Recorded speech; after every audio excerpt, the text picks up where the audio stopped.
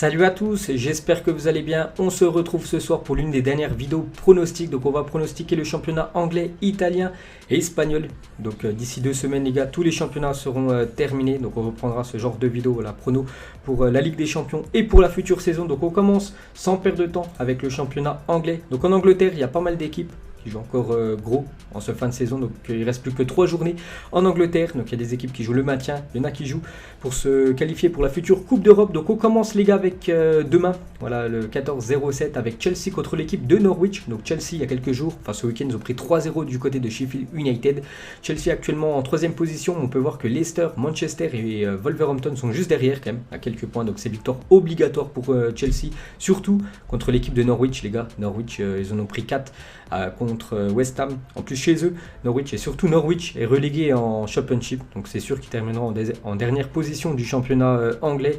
Donc pour moi je vois quand même Chelsea s'imposer contre la lanterne rouge de PL et surtout Norwich. C'est très moyen le niveau qu'ils proposent. Donc je pars sur Chelsea à domicile. Ensuite mercredi 19h Manchester City contre Bournemouth. Donc les 2 derniers matchs de City les gars en Première Ligue, c'est 2 fois 5-0. Donc les 2 derniers matchs c'est quand même 10 buts inscrits par l'équipe de City. Donc ils jouent contre une équipe mal classée, je crois Bournemouth, ouais, ils sont 18e Bournemouth. Donc je pars directement sur la victoire de Manchester City à domicile. Voilà, je les vois en plus gagner avec un gros score. Ensuite à 19h les gars, il y aura Burnley contre Wolverhampton. Donc Burnley je crois c'est mi-tableau, ouais, c'est 10e, Wolverhampton c'est bien classé. Donc Burnley déjà ça joue quasiment plus rien, même l'Europa League ça va être compliqué pour cette équipe anglaise. Wolverhampton ça joue quand même l'Europa League, même la Ligue des Champions, mais il faudrait qu'il y ait des faux pas dans les équipes devant. Bon, après il reste plus que 3 matchs les gars, tout peut arriver bien sûr. Donc Wolverhampton, je vois l'équipe des Wolves venir prendre le point du match nul du côté de Burnley. Ensuite, ça sera Newcastle contre l'équipe de Tottenham. Donc Tottenham, vraiment, pour moi, c'est une équipe irrégulière. N'oubliez pas que c'est quand même le dernier finaliste de la Ligue des Champions.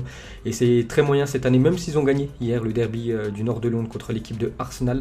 Donc Tottenham, actuellement, c'est 8e. Je compte qui? Je compte Newcastle. Newcastle, c'est maintenu. Ouais, Newcastle, ça joue plus rien. Voilà, ils savent déjà qu'ils sont maintenus. Ils jouent même pas l'Europa League.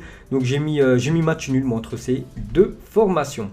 Ensuite, très gros choc les gars, mercredi à 21h15, Arsenal contre l'équipe de Liverpool. Donc moi je pars avec un petit prono sur l'équipe de Liverpool qui va venir s'imposer du côté de Arsenal, même si Arsenal il y a beaucoup plus d'enjeux que l'équipe des Reds, parce qu'on sait que Liverpool, depuis qu'ils sont champions, ils ont laissé quand même filer pas mal de points. Par exemple là, ce week-end ils ont fait un partout contre, je sais plus c'était contre qui, mais bon à domicile, alors que Liverpool début de saison à domicile les gars, il n'y avait aucune pitié, hein, c'était des 3-4-0 à chaque fois. Donc là ils ont fait un partout contre, ce week-end, donc ils ont laissé quand même filer pas mal de points depuis qu'ils savent qu'ils sont champions d'Angleterre. Mais je vois quand même Liverpool les gars venir s'imposer du côté de Arsenal. Voilà, c'est une équipe qui réussit plutôt très bien à cette équipe de Liverpool. Donc je pars sur la victoire des Reds. Ensuite les gars, on passe au match de jeudi. On commence avec Everton contre Aston Villa. J'ai regardé rapidement le classement, donc Everton 11e, Aston Villa avant-dernier, donc Aston Villa peut toujours se maintenir, ils ont 30 points, Bournemouth 31, Watford et West Ham 34, donc c'est un match très serré. Et moi pour ce match, je pars quand même sur la victoire de Everton à domicile. Ensuite, très gros choc les gars, parce que c'est Leicester qui reçoit l'équipe de Sheffield United. Pourquoi c'est un choc? Parce que si on regarde le classement, ben, Leicester saura déjà le résultat de Chelsea bien sûr la veille. Donc Leicester, je me souviens qu'elle était quand même 3e avec pas mal de points d'avance sur le 4e. Regardez comment ils ont descendu, mais pas qu'ils en ont pris 4 du côté de Bournemouth il y a 2 jours. Donc Leicester 59 points, voilà, ils sont à la limite quand même de se faire dépasser par Manchester United qui pourrait passer devant eux. Après Manchester joue actuellement contre Southampton, ils jouent lundi soir, donc peut-être si Manchester s'imposait, ils seront devant bien sûr Leicester. Donc le classement n'est pas mis à jour on peut dire, mais je pars quand même sur Leicester à domicile. Sheffield United qui a quand même mis 3-0 il y a quelques jours contre Chelsea, je vois quand même l'équipe de Leicester, il faut absolument gagner s'ils veulent jouer la future LDC. Ensuite, ça sera Crystal Palace contre Manchester United. Je pars sur une victoire de Manchester United. Hein. Je vous ai dit, ils jouent ce soir, donc je ne sais pas du tout le résultat de Manchester, mais sur je crois les 20 derniers matchs, il n'y a quasiment aucune défaite, beaucoup de victoires, pas mal de matchs nuls aussi. Donc je pars quand même sur Manchester United, venir chercher la win du côté de Palace. Ensuite, Southampton contre Brighton. Donc ça, c'est bon, des équipes que je connais pas trop. Southampton, c'est 12e. Brighton, c'est 15e. J'ai mis un match nul voilà, entre ces deux équipes. Et pour finir les gars, ça sera vendredi soir, West Ham contre Watford. Là aussi c'est un match très important pour le maintien, parce que regardez, West Ham les gars, 16e, 34 points, et Watford 17e, donc une place derrière, 34 points aussi. Donc c'est un match très important, je l'ai dit les gars, il reste plus que 3 journées en Première Ligue.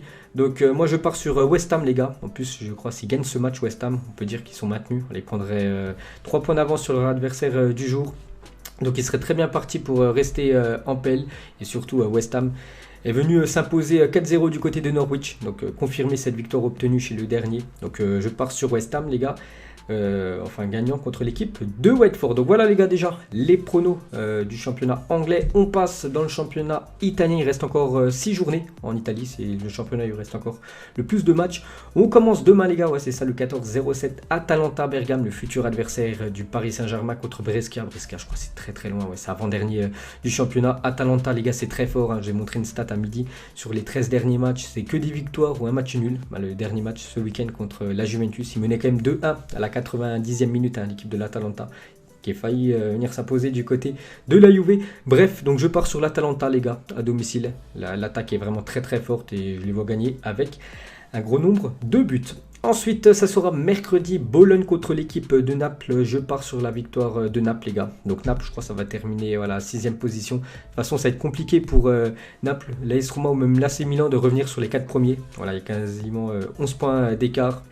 Donc voilà, ces équipes-là, que ce soit l'AS Roma, Naples ou le AC Milan, c'est des équipes qui vont essayer de décrocher leur billet pour l'Europa League. Donc j'ai mis quand même Naples les gars, Naples vainqueur du côté de Bologne. Ensuite Gênes contre Cagliari, donc j'ai mis un match nul entre ces deux équipes, on peut regarder le classement. Donc Gênes 14e, Cagliari, je les cherche, ils sont 11e, donc j'ai mis un match nul.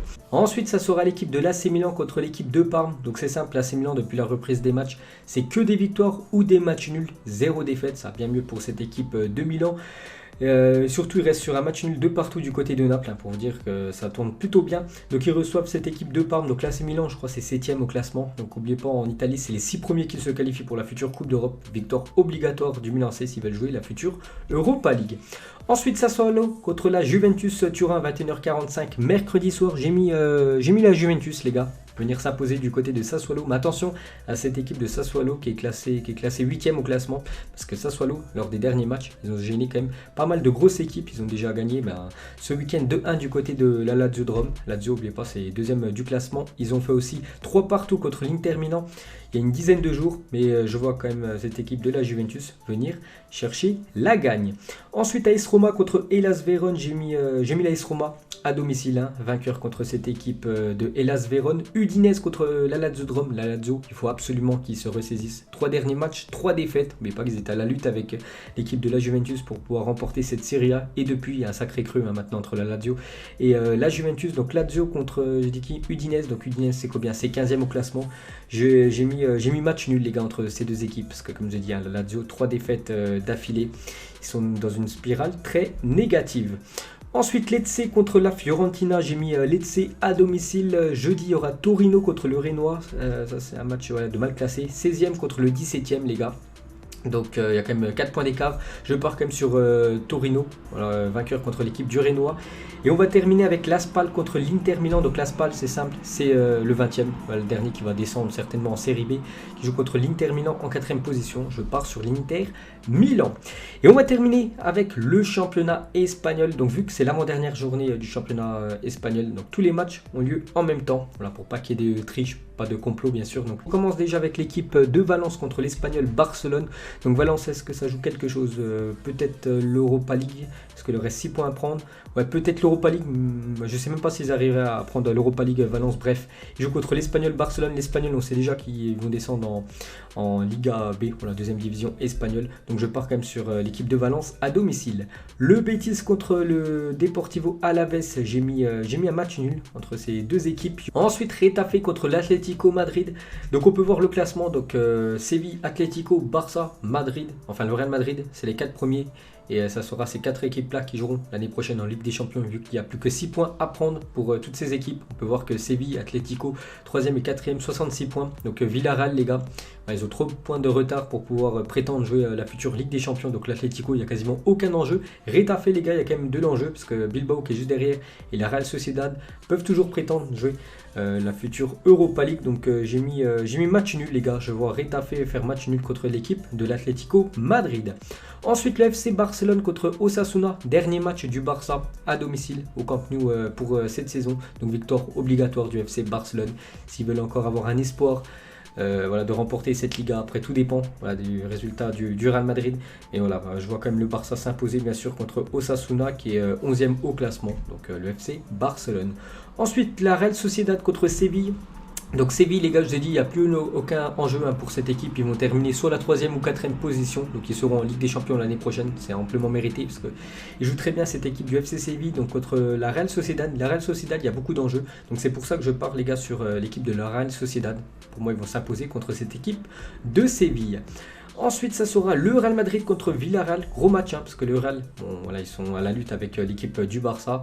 Donc le match du Barça sera en même temps. Donc le Real, de toute façon, doit tout gagner s'ils veulent remporter cette Liga. Donc Villarreal qui va jouer en même temps, eux sont 5e et ça pousse derrière. Bon, après, ils ont quand même 4 points d'avance sur Retafe qui est 5e.